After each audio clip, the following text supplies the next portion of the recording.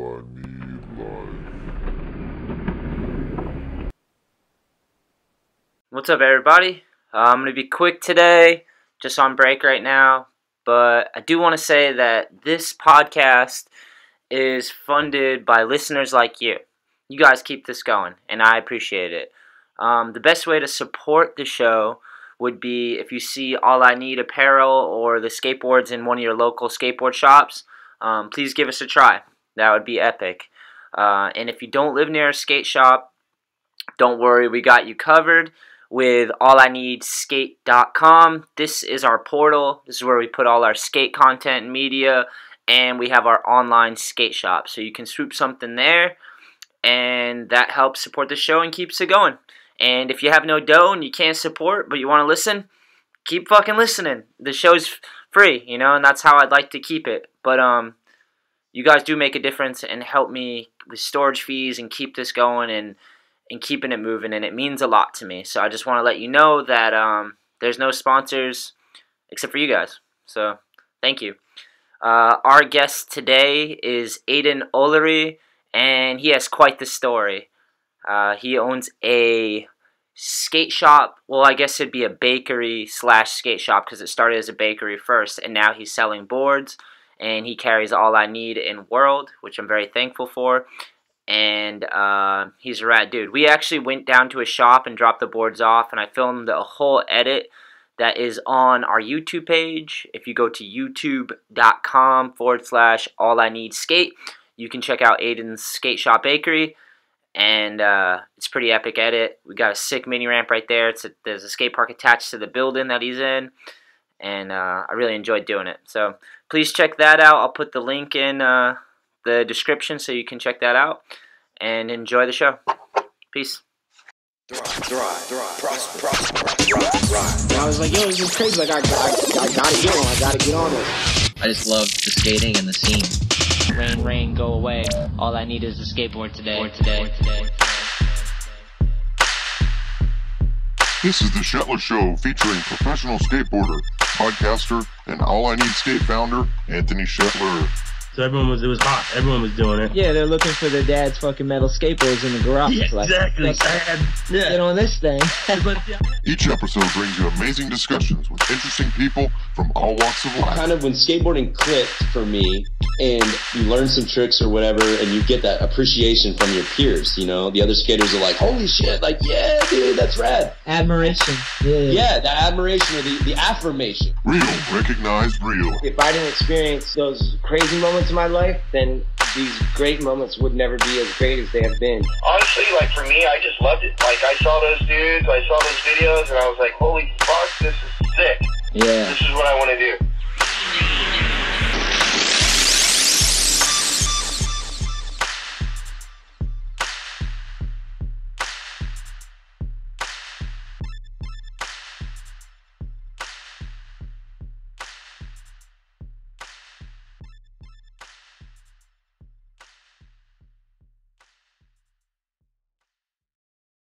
First of all, Aidan, let me say thank you for coming on the show, man. It means a lot.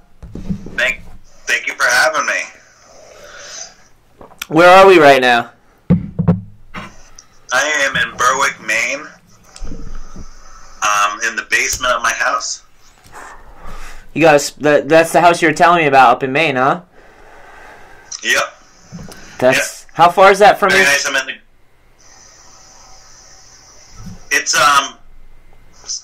8 minutes from the bakery, skate shop. Damn, so you're like right on the border of Maine and New Hampshire, huh? Yeah, it's right there. No shit. There's a South Berwick between us, so it's nice. So, for the people listening, I'll kind of catch them up to speed. You own a bakery / now a skateboard shop. Yep. And thanks to you, now it's an official skate shop. Dude, yeah, I just drove there. I drove there the other day and checked it out, and pretty sick. Maybe let's start with how the bakery came to be.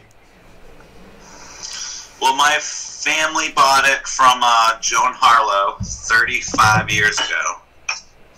30-something years ago. And then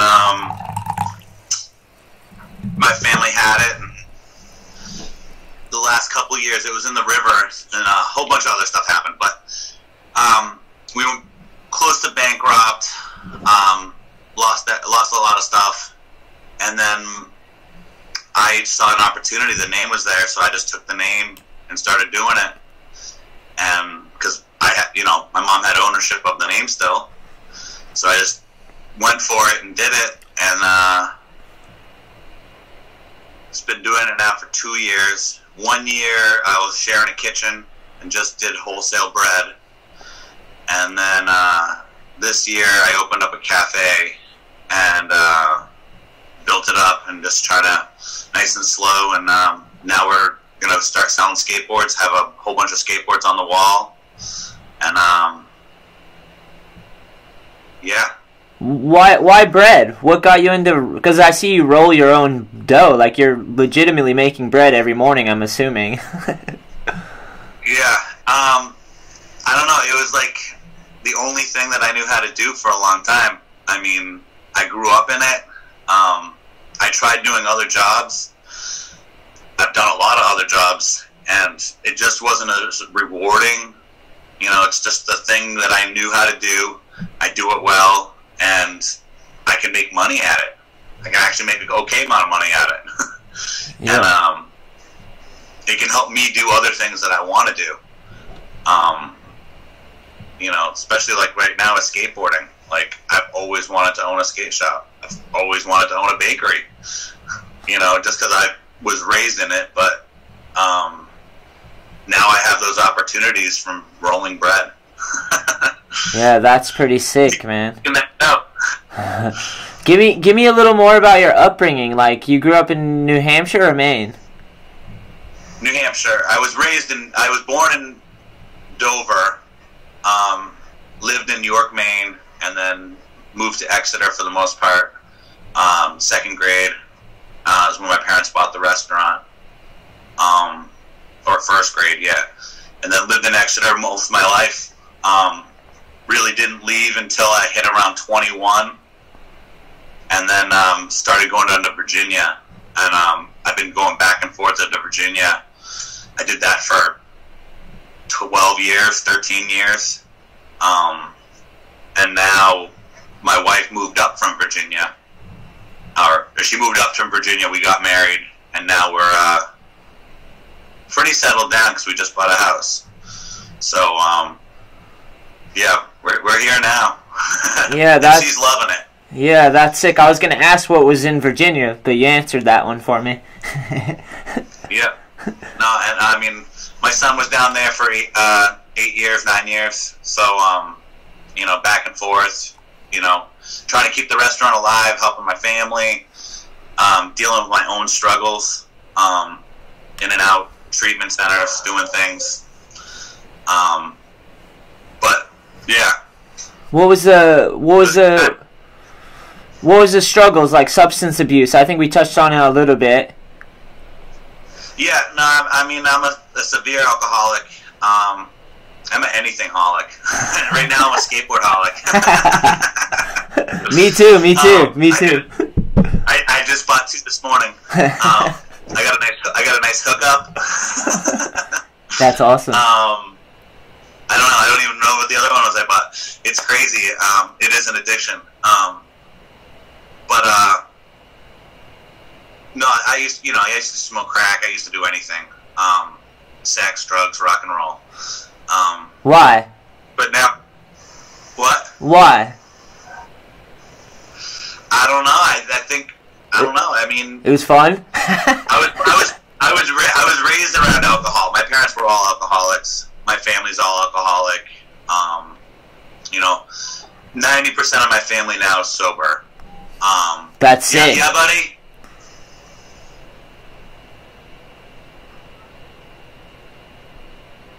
Little one? No. Yeah, it's a good. But yeah, I was raised around. My parents were at a bar all the time. I thought it was the coolest thing ever. Like my last years of drinking, I lived at a bar, 24/7. Like, that was my social life. I was the first person there, last person to leave. Found a way to make it work. And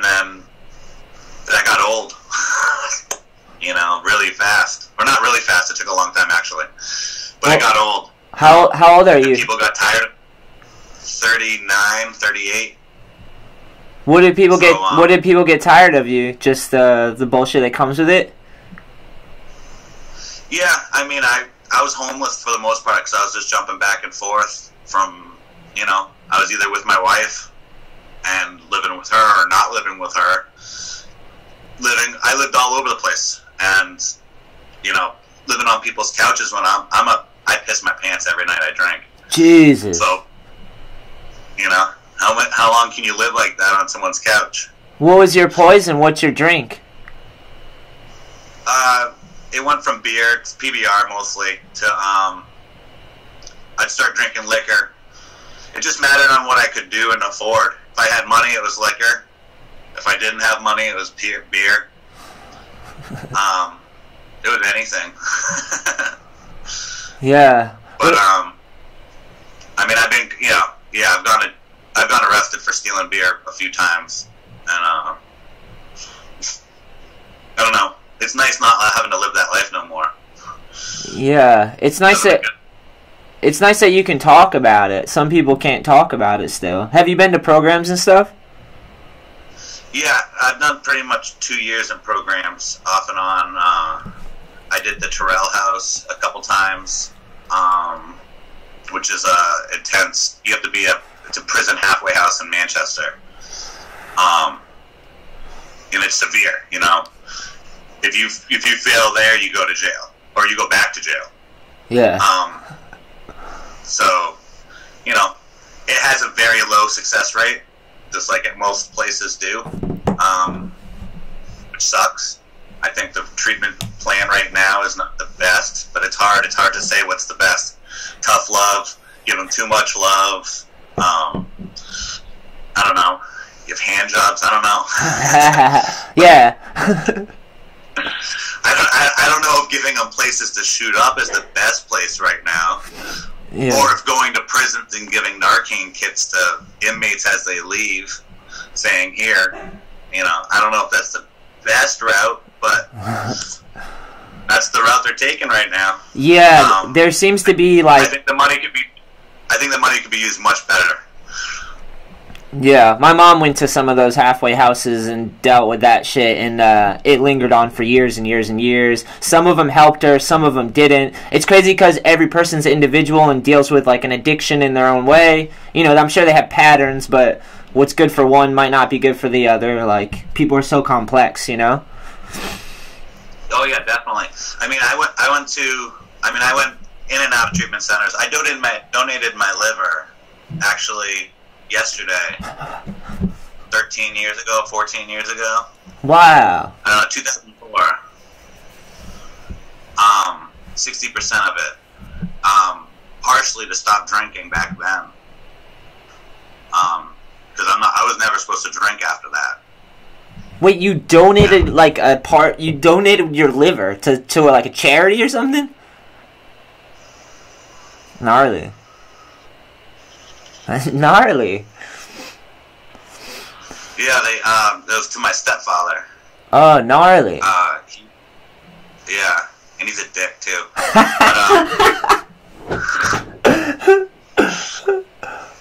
I did it for my mom. You know, she wanted, you know, she loved him, so he was gonna die.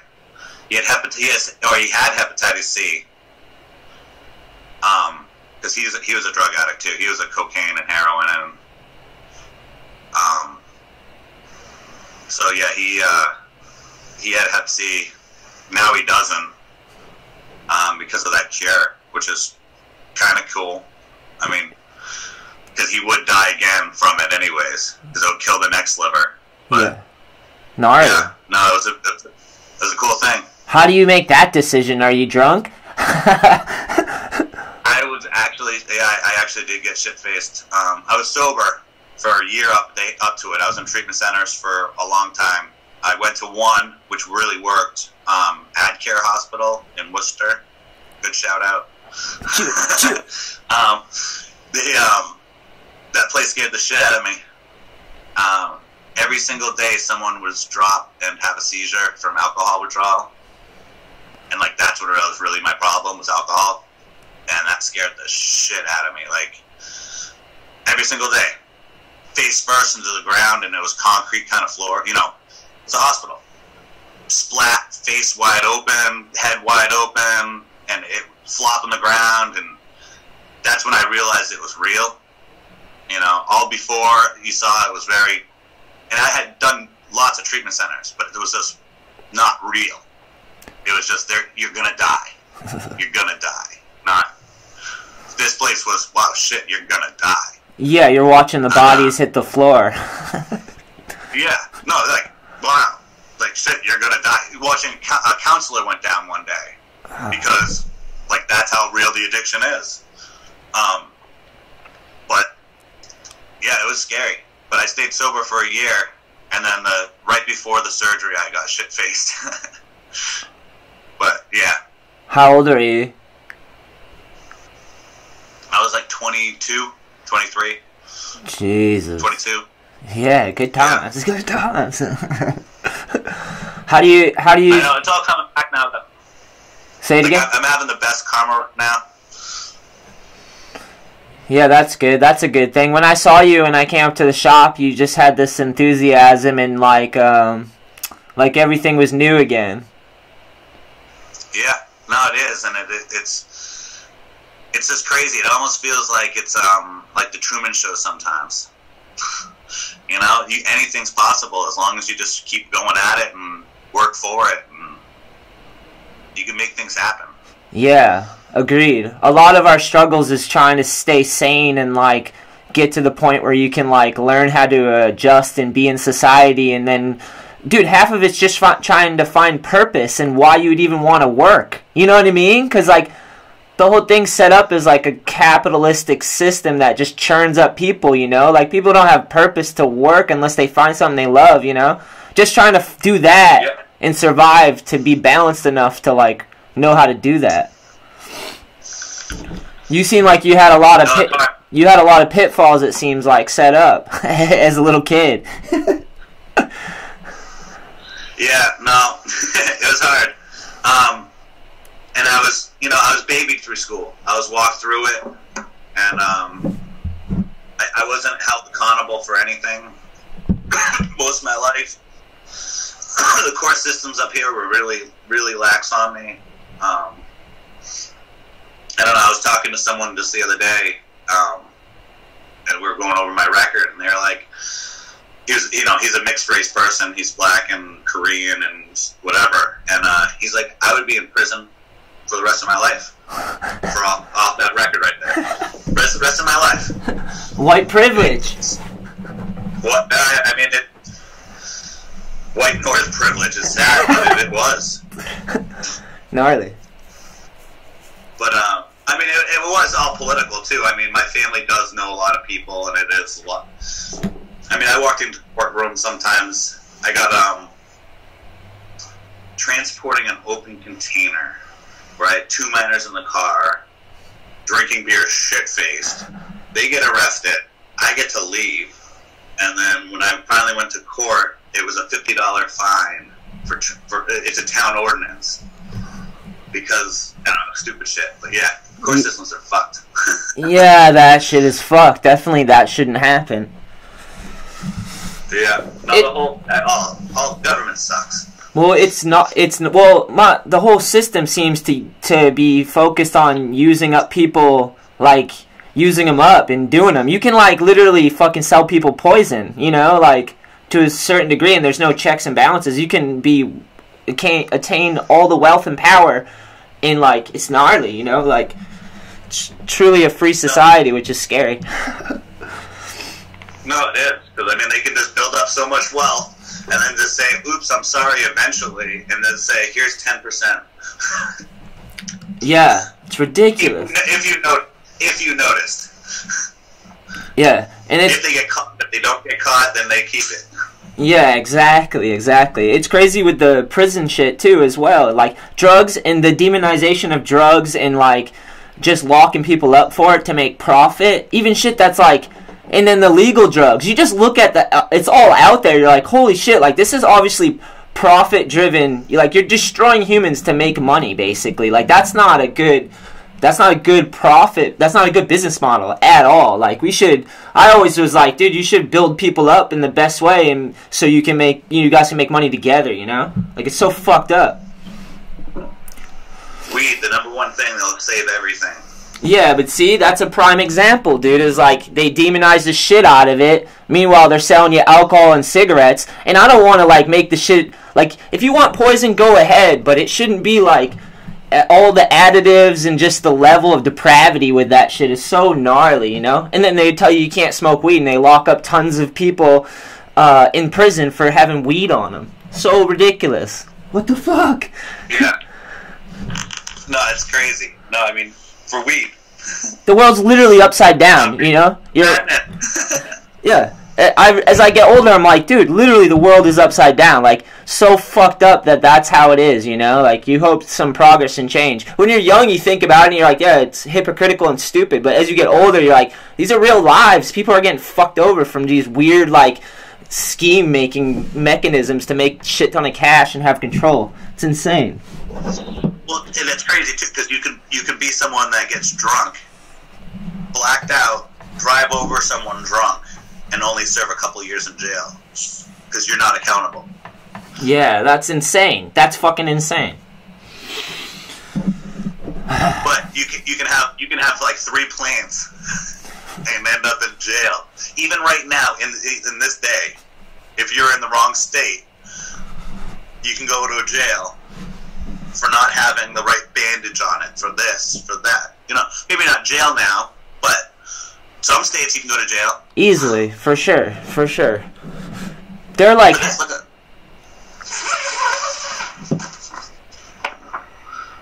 Nice. So there you're fine. Yeah, we're in Maine. That's awesome. I'm allowed to have 6 plants, I got 3.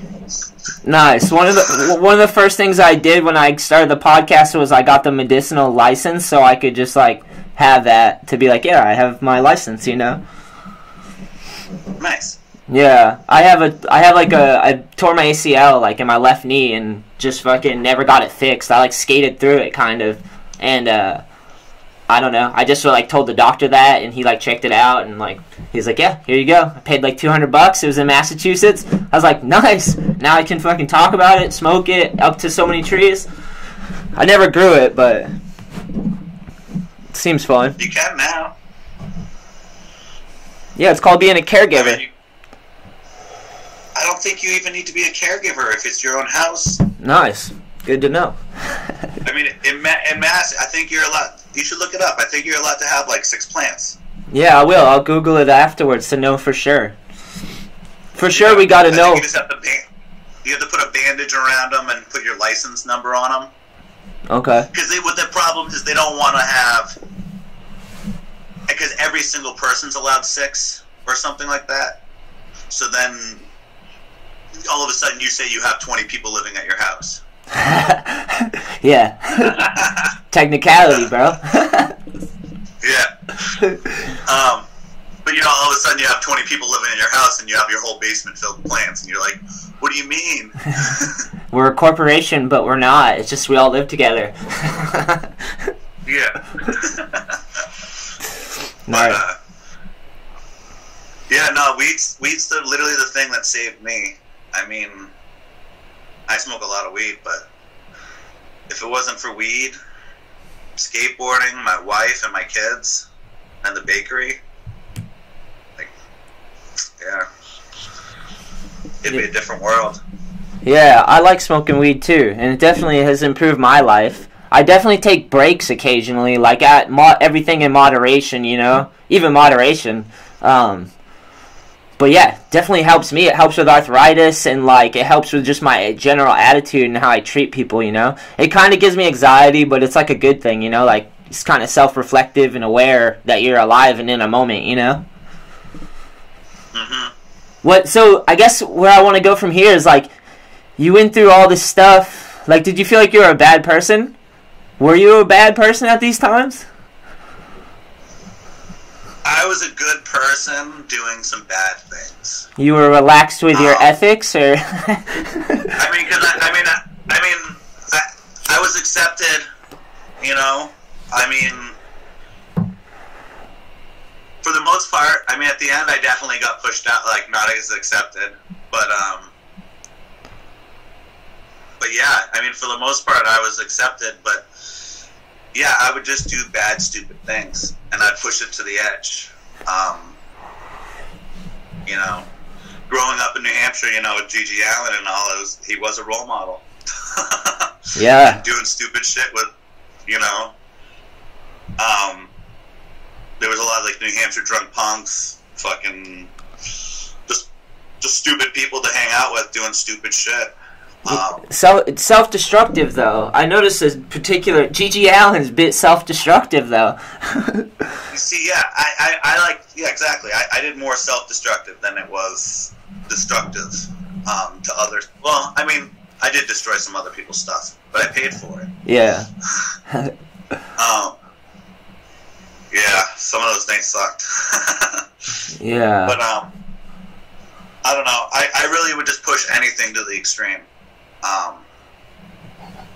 I didn't really care. But now I just try to do everything I can, the best I can for everyone, and try to help everyone I can. You know, pretty much I've said yes to everything. I feel like a bunch of movies put together, like you say in the sanity thing, I feel insane sometimes. Like, I literally am just like, yeah, I'm just going to say yes to everything. Whatever. I mean, what's the worst thing going to happen? Just go for it. Just go for it. Yeah, you know? I mean, you know, people come in like, hey, can I have a free sandwich? It's like, sure. I give away half my shit anyways, but... which is fun too, but no, it's hard because I mean I have the same customers every single day because where I am in the building, it's kind of like a cafeteria, and then they come down every day, and it's just like it's kind of like a bar, you know. It's like cheers. So yeah, how are you supposed to see every single day and be like, hey? But I don't know. That's how I feel. The barter system's nice. Like if you can barter occasionally. And I barter a lot too. Yeah, I mean, my lawyer's in the building. I pay her in cookies. I mean, in that building, there's everything. I mean, everyone has to come down and check it out. Yeah, that building was insane. Like, I'm about to work on the edit probably after we finish up this podcast. But I filmed like the outside of that building, the whole thing, like 180 degrees, because this is massive brick building with like how many floors is that? 5 floors. And it's just fucking it's 5 floors. Full. Yeah, I mean, it's like a little city. And it's going to be, I mean, it has 60 apartments going into it. And that's not affecting anything that's there right now. Wow. So, I mean, yeah, no, it's really cool. Last night was the art walk. We do an art walk there every first Friday of the month. And last night was a really good one. It was really packed because of Christmas time, so there was a lot more vendors selling art and stuff. A lot of people love the decks, by the way. Hell yeah. Yeah, I got everything set up front now, so everyone can see it. Yeah, that's so dope. I'm super hyped that you would carry our boards, man. Yeah, no, I mean, I love them. I'm looking for some of the older ones now too, and I want to get the seafood ones. Yeah, Seafood Vengeance. I mean, I want them all for a collection also too. So hell yeah, I'll have to get double sets. Yeah, that'd be sick. That'd be sick. Yeah, and when I think it was Tremblay that mentioned you to me, Chris Tremblay, who's a legendary skateboarder. For those out there, you should definitely type in Chris Tremblay skateboarding. You'll see some fucking sick shit. Tremblay's like a legend to me, and he's in your area, dude. That mini ramp at that park, which is attached to this building that's full of all these passionate people that are doing brands and businesses, small businesses. They have this sick ass skate park, and Tremblay rules, huh? Yeah, Tremblay's the man. He killed it with that ramp, and the other guys too. But like, yeah, and he puts on. He really helps out that park a lot. Really takes care of it, and just make sure it gets what it needs. I mean, dealing with Dover's a hard town sometimes. especially right now, they might be trying to fuck with that skate park a little bit. Right where you parked, they're going to be demolitioning that whole hill right there and making condos. So hopefully it makes the skate park better. But I don't know. I just found that out actually just like 2 days ago. Yeah, they gotta. If it's gonna fuck with the park, we'll do some sort of fundraiser or some like event where it's like, this is our park and we want to fucking do a jam here, you know, like something like that. Because that park is so crucial for people like those kids, man. Like if there's like that atmosphere of people listening to Gigi Allen and some, you know, like for sure they need a skate park.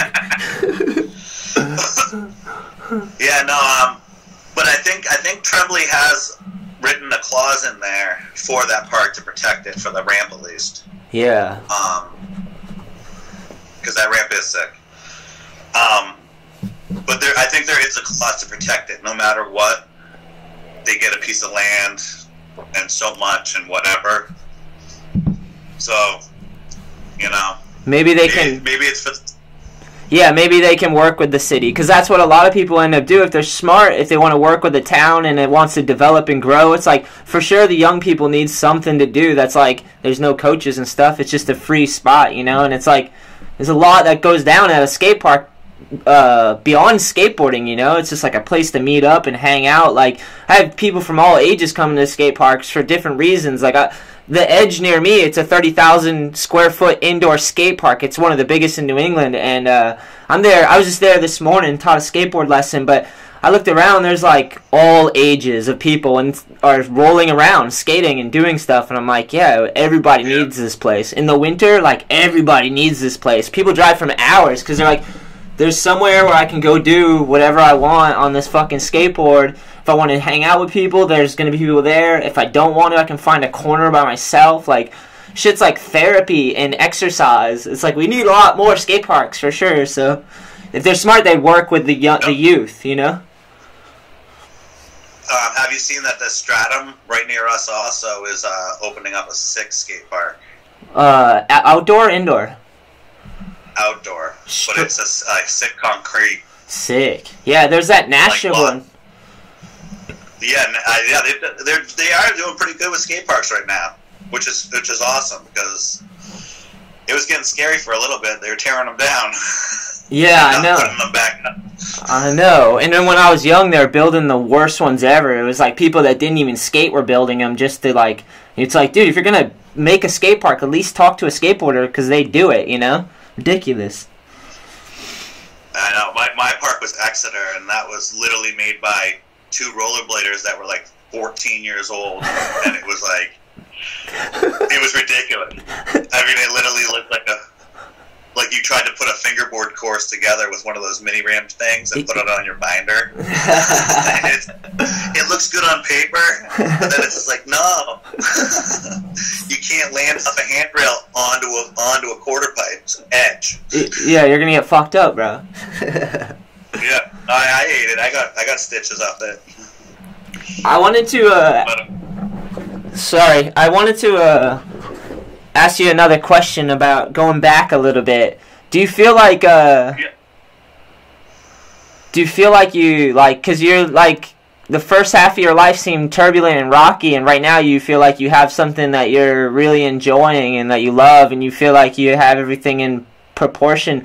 Is that why it all feels new again? Or are you like, oh, this is like it's not self-destructive, you know? It's more like you could build a life, you know? Yeah. No, it really is. I mean, I can, like, instead of destructive and just constantly trying to destroy myself, I've built myself up, and then right now I really want to help people. You know, any way I can. I've you know, tried going different routes and doing different things, but right now I really just want to try to help people get past and move ahead. You know, and just a lot of people. I mean, I believe my problem was I can't do it. I can't do that. I can't do that. You know, you think you can. You know, you try, and then you do a little tiny fail. You need to fail 100 times. Sometimes you get it right off the bat. But I mean, especially with, like, you know, with skateboarding, you need to try it and try it and try it and try it. Otherwise, you ain't gonna get it. I mean, and if you don't have your heart into it, you ain't gonna land it. So I mean, it's just like everything. That's how that's how I try to live my life. Is just everything into it. Just do everything positive. Try to do everything the right thing. Just do the right thing. Yeah. And sometimes my name is Earl. I'm Lot, and I just, like, you know, Jason Lee's the man. and that motto though with my name is Earl though is the motto of mottos though. I mean, that show is a thing to live by. All right. You know, just constantly, just do the right thing. Shit can hit the fan. It's gonna suck, but then you just do it again. You know, make that shit right. Yeah. I agree. As I get older, it really it's AA in a stupid in a layman term. You know, just do the right thing. Yeah, but it's fine. It's not. It's just that's what needs to be said. You know, it's a truth that's like almost obvious. You know, like it's just you have to remember that. You know. Yeah. Because I just lost something. My phone bleeped that it was dying. Oh, your battery. Yeah, I was just gonna say. I was like as I'm getting older, I'm 35 now, and I have more. I can look back at my impact on the world more. I can look at my trail. You know. And I can see now, I'm like, yeah, when I was younger, I came into the world and, like, my parents were fucked up. Like, for real, my mom, like, was your situation where she did all the drugs. She had 5 kids with 3 different men. And then my father was in a motorcycle gang and was, like, running wild. And then those two got together and had 3 kids. And I was one of them. And, that lifestyle never changed. My mom was still lost for pretty much my whole upbringing, and my father was always steady. Like, he always would hold it down and keep us away from violence and drugs. But, like, we'd always end up back with my mom, and court custodies would send us back to my mom, even though she was, like, seriously on drugs and, like, would just disappear for days, you know? But I just came into this world, and I was like, this shit is crazy. And I was like a wild little kid, and I just like didn't know how to act, and I didn't have any adults around me for a long time. So I just like kind of watched. And like then thank God I found skateboarding to like put my time and energy into, and like my self-destructiveness kind of went into that skating. Are you still there, Aidan? I lost you. Alright, you hear me now?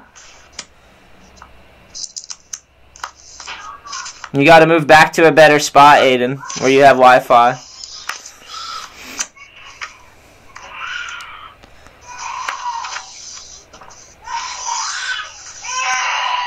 There you go, baby time. Handle that.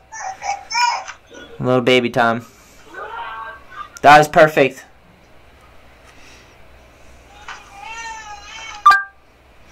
Alright, we got disconnected, but I'll come back to him in a minute. I'll finish my story, though. Yeah, this world was crazy, you know, and it can make you super ugly, you know, just out of spite and anger, and just you can get really mad at your own life, you know. You can be self-destructive. You can be that plant that's poisoning itself, you know. But the big change is like when you can get past that and realize that, and you can survive that, and then you can it helps you find purpose where you want to do well, and you want to grow, you want to flourish, thrive, you know, thrive, prosper, rise, that type thing. And you want to just, you see how precious life is, and you want to try to do the right things, you know, like, not just for yourself, for those around you, you know. The world's so crazy, it's like set up to make us fight and be against each other and put dollar signs on our lives, you know, like, human lives are worth more than any coin or paper or anything, you know? Like, we should take care of our own lives and then help other people's lives, you know? Together. But we gotta remember that. It's like that thing you have to keep remembering that as you get older. But you can't get jaded and cynical, you know? You gotta really be in the moment. And challenges, like he was saying, Aidan was saying, challenges are gonna come, you know? You gotta practice getting good at that's what work is for, you know? Like, nobody escapes work. you got to learn to work, and work's not always fun because you got to get through. Challenges are going to come, and you're going to have to really work through it. It'll make you tough like leather, you know? So, yeah. And let's try to call Aidan back real quick. He is so cool. This is really fun, too. Let me see. We did it on, like, this new app that I, like, never use. But I'm going to see if I can pull him up. Outgoing. What happened was he was going to check on his baby. That's what it was. Alright, let's see if this works. It's ringing, my dudes. Thanks for sticking with me. That is coffee right there. Hey. Yeah, Aidan. Sorry about that. I got my baby now. What's up, little one? What's his name? This is Wyatt James. Nice, sick name. Yeah. How old is he? Say hi. He is 4 months yesterday. Well, congrats, man. That seems like life altering. Yeah, no, I mean, he definitely helps it. My other son also, he's such a big help. He does everything. How old's your other son? He's 9 years old. So, and right now he's like the same age as I was when I got the restaurant.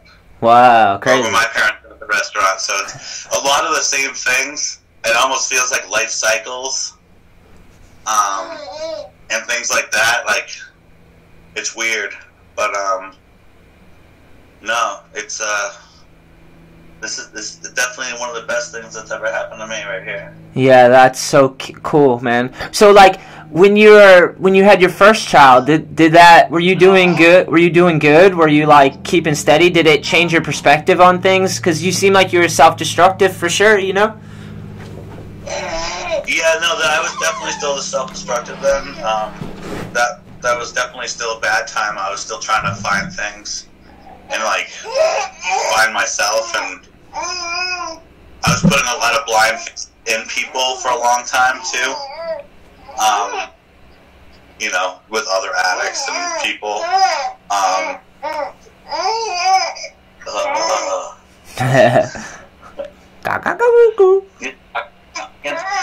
But no, those years were, you know, that was really hard too, because I was trying to help I was trying to use the excuse I was helping my family, but really I was hiding from, you know, my problems. You know, when I was here doing good, I can't be doing bad things, so I would have to leave. So that was a lot of the problem with the back and forth thing, and I still wanted to be self-destructive, and I can't really be self-destructive around them. Yeah. That was one thing that, as a child, coming from the other angle, don't get me wrong, I've made a lot of mistakes in my life, and I was an angry little kid who fucked off and did stupid shit that I wish I never did. But, like, a lot of times I avoided it just because I saw my mom, and all I could keep thinking was, like, get it together for yourself so you could take care of us, you know? Like, she just couldn't get her own shit together. She'd always be trying to help other people and shit, but it's like, you're not helping, you're a mess as well, you know? So I always like trying to tell her, like, as a child, I'm like, you gotta get your shit together, like, somehow figure this out, like, you're in charge of us, like that, you know? So that's where that road goes. Yeah, no, that's where I was. I mean, I could help anyone do anything. I'd stay there, I'd help someone do anything, build a house, I don't care, for free. But when it comes to helping me, it's just like, I can't, how do I do this? What do I do? I don't know how to do anything, and I'll just avoid the shit out of it. But, yeah. Oh, sweet. Oh, that's wicked awesome. What's that? Elastic just came up. Oh, nice. A board. $75. Nice, that's sick, man. That's been going well, huh? Yeah, no, I've been,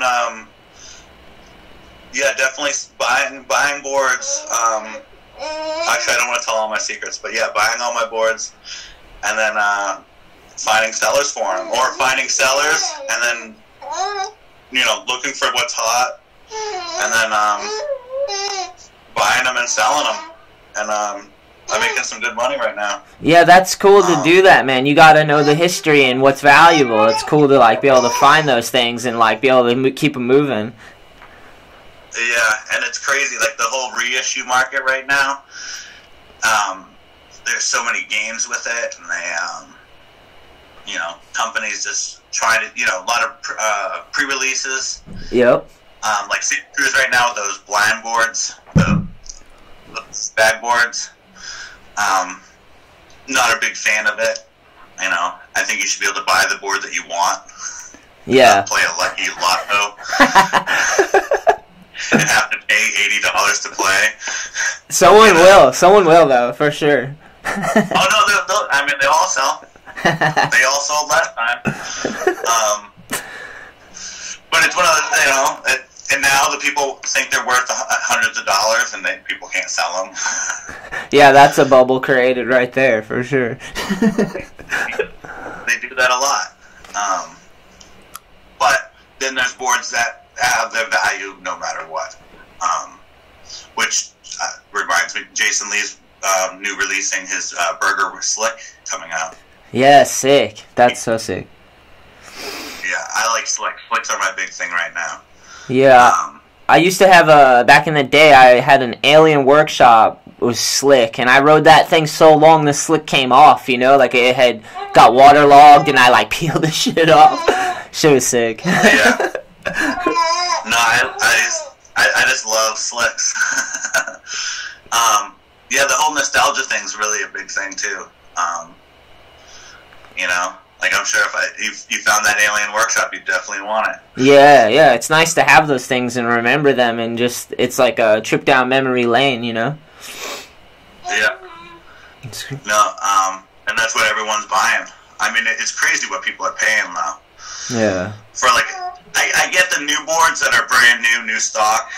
I get that they have a really good value. But, like, a beat-up skateboard going for a couple $100 or hundreds of dollars, it dumped out to me.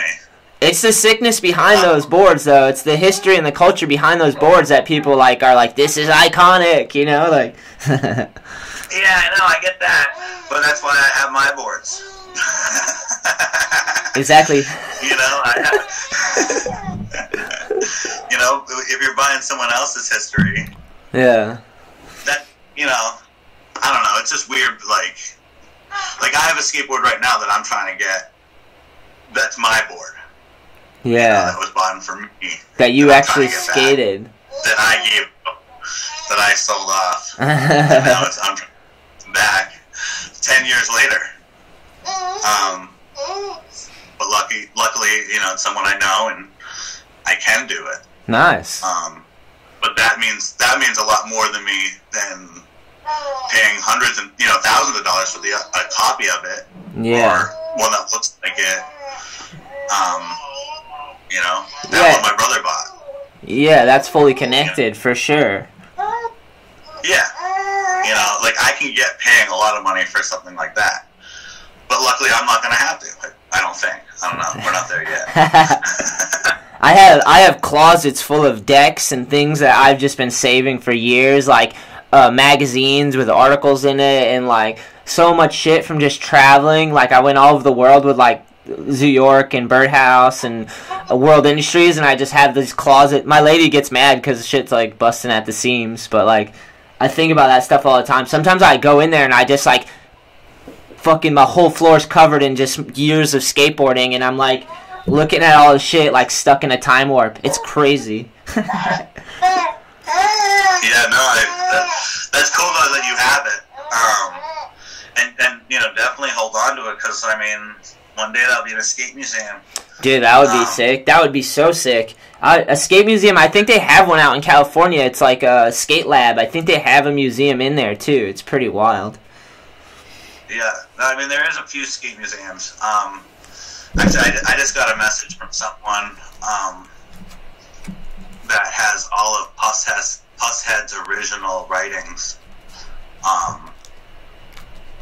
for Transworld, or yeah. Oh, sick. That's sick. Yeah. All the chief editor's writings for all the years, and all these skateboards and everything. Someone just contacted me, just by reaching out saying, "Hey, I'm looking for skateboards." Wow, that's wild. Yeah. So yeah, and it's a friend too, like a closer friend. So that's rad. That's sick. Yeah, and that's like museum shit. Weird to come across. Another thing I was. Luckily, someone held on to it though, because if someone didn't hold on to it, it wouldn't be there. Yeah, agreed. Another thing I was good about hanging on to was like my footage. Like whenever I filmed with like filmers and stuff, I would get them to send me the clips. So I have like hard drives full of like footage from like years of skating. That was another one. I always think about that one because like I see a lot of dudes and they like film with so many different people and then they never have those clips, you know, and I'm like, you should hang on to those. That's like your effort. That's your blood, sweat, and tears are those clips. Those are the hours and the seconds you've put into like something. I was like, it'd be sick to have it, you know. I guess it definitely. I guess it lives out on the web now if you put it on Instagram, I guess, but it's nice to have it like collected. That gets altered how they want it. I mean, Jesus, you don't know how long it's going to be out there. You don't. Only stuff that's out there is what they really want out there. Yeah, you don't know. I look up information right now. I have a hard time finding skateboards that I find. Yeah. And it's like, they're out there. It's a skateboard, but it's not something that happened in the last 10, 20 years, so it's not real importance. Yeah. How many people have written about it in the last 20 years? You know, that was downloaded onto an article. Yeah, I mean, if it's out there, it's out there. It's just how long you're going to have to search for it. Yeah, someone might not have digitized it yet, so there's no trace. You just have to start ringing phone numbers of sketchy people. Can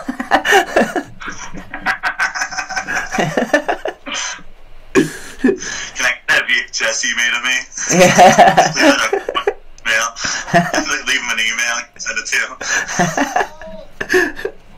That's sick, man. Well, I'm really hyped that you're doing what you're doing, man. I'm hyped that like you found a second lease on life, and it seems like you have purpose now with children and skateboarding and dough. Yeah. Some people don't bridge that gap, you know. I bet you could tell me a lot. I bet you could tell me a list of people that were in the same boat that haven't come out, and I know I could tell you a list of people that struggle, like trying to bridge the gap from like being young to a functioning adult and switching from negative to positive, you know? Yeah, no, I mean, I definitely wish I would have gotten the hint a long time ago. You know? I always had people pushing me in the right direction, and it was just like, I'm not ready, and then I wish I would have said I was ready a long time ago. Yeah. To even really give it a full try. And now it's, I mean, like yesterday it was 8 months, a year and 8 months. So 20 months sober yesterday. Hell yeah. And yeah, I mean, I can't imagine drinking now, or really doing anything. I mean, I smoke weed, but I mean, I couldn't imagine doing coke or anything. And just on what I could lose, what I could end up doing, it's just not worth doing, you know? I've played the lottery a lot of times, and I think I've run the gauntlet enough. So. Well, it's good that you're self-aware enough to know which drugs you can't handle and how to manage, because I really believe everyone's on drugs. Some people, like, everything's a drug, you know? Whatever you abuse, basically, is going to be your drug, like. So, I'm glad that you... I don't drink coffee. Yeah. I don't have any caffeine, you know? But some people live on caffeine. Yeah. I'm drinking it right now, bro. Yeah. I wanted to say too, we got to do a All I Need skate jam at that park and get Tremblay out there, and I'll make a whole edit, and we'll come hang out in the bakery. And yeah, no, definitely. And I've been thinking about that, and I was trying to get some music together. I'll try to get a whole bunch of shit going. Yeah. And we'll talk to Tremblay. I think he's out in Texas right now. But yeah, we'll definitely get a skate comp going. Yeah, that'll be fun, and that's an easy one we could do together, and it'll be a blast. And that building's full of like people, so it'll be cool just to kind of hang out in that area in general. Oh yeah, no, definitely. And I'm gonna have to get some more boards really soon. They're selling good. Hell yeah. 3 down. Nice, that's sick, man. Yeah, no, like I said, when they're done, when you get down to it and you need them, let me know. Give me another reason to come up and hang out. Yeah, no, definitely. And then I have to get a new line anyway, so yeah, I have to sell this. I found a Barbie Everslick that I'm gonna sell right now. Nice, that's sick one. All you guys are helping support skateboarding, by the way. For real. Because all this money is going back into skateboarding, so it's going to a good cause. Everything goes back into my businesses, so thank you, my wife. Yeah. 100. And my landlord, or my whatever he is, that bought me the house. Hopefully a partner, because like I'm sure he wants people to succeed, so you be partners. Yeah, no, he is. Yeah. And that part of that thing is he's someone that was dealing with struggles. His brother's in prison right now. He's dealing with all his brother's stuff, and he's trying to come out of some stuff, and I'm trying to motivate him and get him on a right path. And all you can do is really lead by example. Yeah. You can't make a horse drink water. or not drink water. And that's true. That's 100% true. I feel like you have to be an example, because you can't be a pile and justify it. You know what I mean? Like, you have to hold yourself accountable to your own standards, you know? And like, no one should make you waver. No one should make you waver, you know? That's like having resolve in your life, and strength is knowing that you are like, you could be capable of the worst things ever or the best things, and then you build up a structure to keep you balanced, working on the good things and positive things. That's called having restraint, because some of us are monsters deep down. Not by choice, but just like, people just, you know, you can slip into madness if things happen to you, and like, you know what I mean? Like, crazy people not everyone's balanced out, and it's hard to stay balanced, you know? We need these reminders, you know? Like, that's why I focus on Star Wars. What's that? Star Wars. Nice. Definitely understand. That's all I could think of. Definitely understanding stories and narratives, and realizing that you could like be the author of your life. Like, I think that's what the general message was of Star Wars. Definitely knowing that helps. Like, you know, when you're born, you're young, you're super sharp. You know, you can destroy shit or you can create shit when you're young. Like, you're born in this world, and you just test in the waters, you know? Like, we seem to forget how powerful we are. Yeah, we seem to forget like how powerful we are, you know, and how we have to like kind of manage those things as individuals. Like, we affect each other's lives, you know, and sometimes we're not self-reflective. It's weird with the internet and the mirrors. It's like a big mirror to society, you know? Like, imagine if we went to war, or there was like every time something bad happens now, there's like 40 million angles of it. You know what I mean? Like, everyone has these little mirrors in their pocket. It's terrifying. Yeah. No. It's really scary to know what's true and not true, and where do we get our news from? Where do we get information from? Yeah. And how they distribute it. And it's a scary world. Yeah. Yeah. I hope that people are more optimistic, and they want to see like a more productive, healthy, happy, like people living their dreams out, working hard for them, that type of shit. Like, I hope there's not a lot of people out there that feel like losers and they're self-destructive and they broadcast it, you know? Like, I hope that we could help everybody move forward and transition into like having their own business or something, you know? Like, crazy world out there, man. I lost you again, I think, almost. No, that's alright, Aidan. You can hear me now? I I can hear you, but I can't see you. Well, that's all right. I was gonna wrap this thing up, but like, if people wanted to check out your the bakery / skate shop, can you tell them where it is and what the name is? Yeah, it's at the 1 Washington Street in Dover, New Hampshire. It's the big mill building. It's on the first floor, and it's the Loaf and Ladle pantry right now. Trying to think of a good name for the skateboard part of it. Any suggestions would help.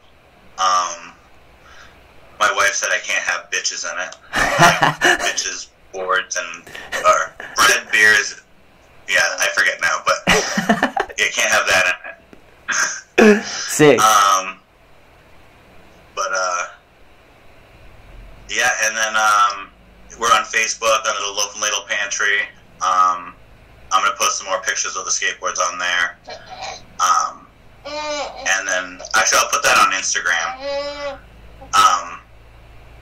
Because that's a little easier than on the Facebook with that. And on Instagram, and it's then, what's the name on Instagram? The same? Yeah, the Loaf and Ladle Pantry. Nice. I'm almost positive. Nice. I'm not good at this stuff. I'm new at all this stuff. And that's why it took us an hour to get going. That's all right. That's all right. It's once you get it going and you understand it, it gets smoother, you know. So that's good that you have those locations for people to check it out. So. Yeah. Well, and thank you for the boards and the opportunity to do this. Hell yeah, you definitely got to come back on. We got to do that jam in the summertime when it gets warm, and then we'll have a podcast after. Hopefully, it'll be a celebratory, like, we pulled it off. Sick. Everyone had fun. We had fun. Nice. Okay, cool. Well, I'll definitely talk to you soon then. Hell yeah, Aidan. Thank you. Last but not least, I would just like to thank you guys that actually share this podcast and spread the good word about it and keep it moving and helping it grow. You guys make all the difference, so thank you so much. And please check out allineedskate.com. We have the best apparel and skateboards, hands down. Please check it out. If you want to give me any feedback about the show or All I Need or anything, or you got questions or you just want to reach out to me, you can always reach out at allineedskate@hotmail.com, or you can follow me on my social media, which is at Anthony Shetler on Facebook, Instagram, and Twitter. And if you want to check out All I Need Skate social media, that's what it is. It's All I Need Skate on Instagram and Twitter, and I believe Facebook is All I Need Skateboarding. Once again, thank you guys for the support. Let's keep it going. 2017 has been epic. 2018 is right around the corner too. More shows coming, my dudes.